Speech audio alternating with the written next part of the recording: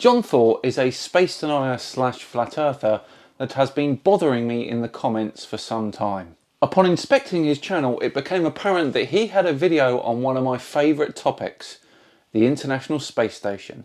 Shall we see if he knows what he's talking about? I think we should, shouldn't we?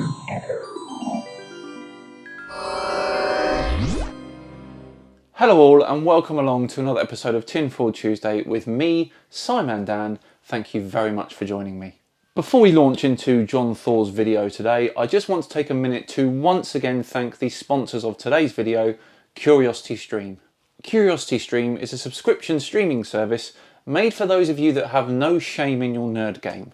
With thousands of documentaries and non-fiction titles from some of the world's best filmmakers, including exclusive originals. Founded by John Hendricks, the founder of the Discovery Channel, you can get curious on all sorts of things, from dogs to dinosaurs to dark matter. You can get unlimited access starting at just $2.99 a month, and just for you guys you can get the first 31 days completely free if you visit curiositystream.com/SimonDan and use the promo code SimonDan during the sign up process. Right, back to John Thor and his video on the International Space Station. As usual, it is a astronauts use wires type video. Let's see if it's got any value. In this scene, Chris Hadfield bends down in order to adjust something, and you can see on the back of his shirt a couple of upticks on either side where you would expect wires to come in on either side of that harness in order to support it. Of course, they've computer graphicked out the supporting wires. You can't actually see them, but what you can see is a very slight discoloration where it's slightly lighter and then it goes slightly darker. And that's strange. That shows a couple of things. So there is discoloration, but we can't see it on the video that you're presenting. Right. First of all, it shows that this isn't live from space. They're often portraying that this is live. Of course, these things are fully choreographed and edited in advance to make sure that there's nothing too obvious that you can see that gives away that this is a suspension in front of a blue screen hoax. Right, so it's pre-recorded and edited so that there's no mistakes to be seen, yet John Thor over here, the genius, has somehow found some. The other thing it shows is that this is not raw footage coming to us, this is edited stuff. This is supposed to be a legitimate space program. This is supposed to be the International Space Station and we should be able to see whatever's going on. But they edit things because the whole thing is edited. In one extended mode scene, Chris Hadfield on the right is going back. He's going back, and then he just stops. That's an odd motion. Is it? An odd motion that you'd be moving backwards and then stop? You would expect if this was true zero gravity that you have to support yourself, you have to stop yourself on both the top and the bottom of your body as you're drifting back. If you just stop yourself with your feet, then your head will rotate backwards. Thor there, ladies and gentlemen, telling us all how stopping yourself in zero gravity works, even though it's not in zero gravity. Also, John, you are predicting what would happen based on the experience you have here on Earth in terms of motion. It is very different up on the ISS. Conversely, if you just hang on at the top with your hands, then your feet will still keep moving. You have to support yourself at both the top and the bottom of your body, but his hands, Chris Hadfield's hands, aren't touching anything. All I can hear here is the loose clutching of straws. He just goes back and then he stops, and that's odd. You can see a sort of a harness sticking through the t-shirt of Chris Hadfield. It's a harness that's around the waist. That's how they're supported. Listen to the confidence in his voice. Bless him. Also notice that Chris Hadfield has the habit of bringing his knees up. That's because his stomach muscles aren't as strong. He doesn't have as much midriff strength as some of the others who are able to elongate their body and make the hoax look a bit more realistic. This is getting funnier and funnier. He's constantly bringing his knees up because he's not as strong as the others. Or that's just more comfortable for him. Occasionally, though, the others bring their knees up too. Notice that in the extended scenes, which seems to be done in front of a blue screen, like if you have a look at this guy going back towards the screen, there's some strange shadows there look like they're CGI'd in. Using computer graphics, they edit out the supporting wires and edit in these rotating floating objects. They always seem very concerned with the object. Chris Hadfield looks at it very closely. You don't want the object getting too far out of control, because if it starts bouncing off the cabin in a weird way or goes back to the blue screen, it could ruin the whole illusion. Oh, could it now? Please do let us know how you are an expert on computer graphics, John, or are you just speculating?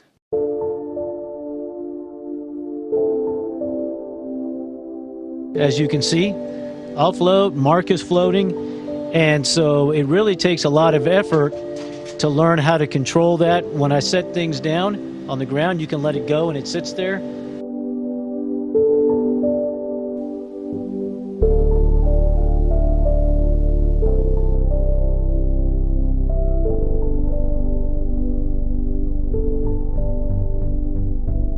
So he's not allowed to use his body and muscles to steady himself when he's doing something like that. Remember, that astronaut is falling around the Earth inside a spaceship that is falling around the Earth.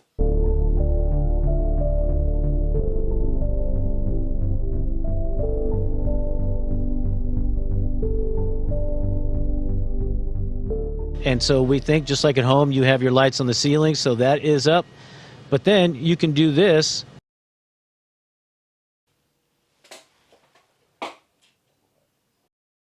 Like Randy's doing right now. It looks like for him, that he's standing up. So there's really no sense of direction other than maybe the writing on the walls and the lights that we have. Right, let's just look at what he's talking about. Really neat. When you're working, you can get in all different kinds of spots and it all seems to work fine. So it's a great place to live and work. When you're working, you can get in all different kinds of spots and it all seems to work fine. Okay, let's look at that back somersault again, shall we? Not only does he do a back somersault, he spins around 3 times whilst upside down. Interesting how John Thor doesn't address that.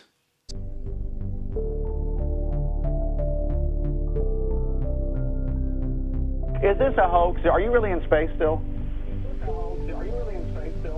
See the hair? I don't know. We're going to have to do something for you. I want to do it. I know. Oh, yeah, I can do that. Watch this. I want to do it. I know. Oh, yeah, I can do that. Watch. Covered that one before, here's a clip.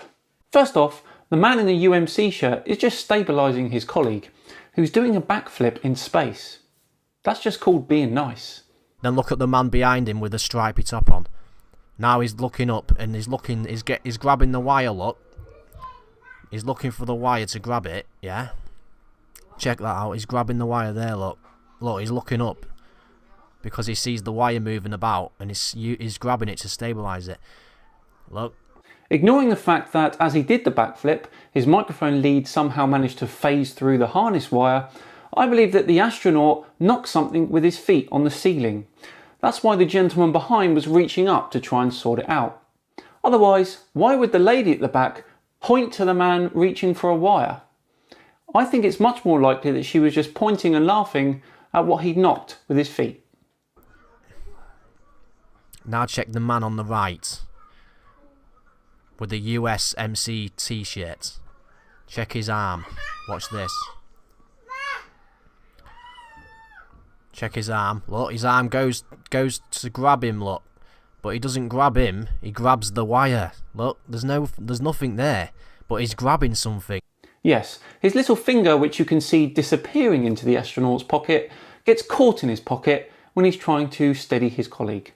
And it's tugging his trousers up. Yes, because you'd attach a harness to a pocket, wouldn't you? Thank you very much. I know we've got limited time and you've got lots to do up there, but I guess you want that special. Lots to do up there, but I guess you want that special. Lots to do up there, but I guess you want to do up there. What does that prove?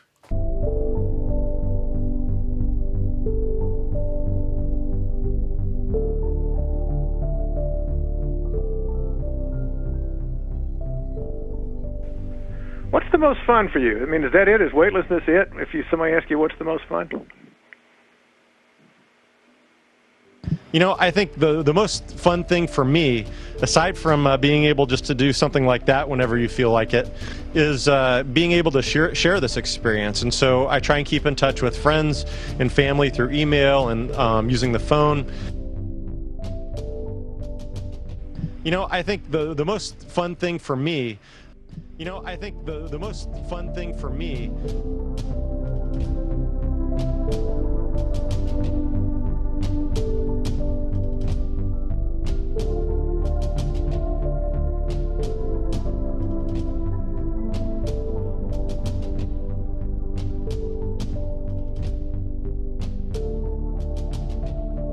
The man is falling around the planet. You do not need anywhere near the same amount of force to move yourself up there as you do here on Earth.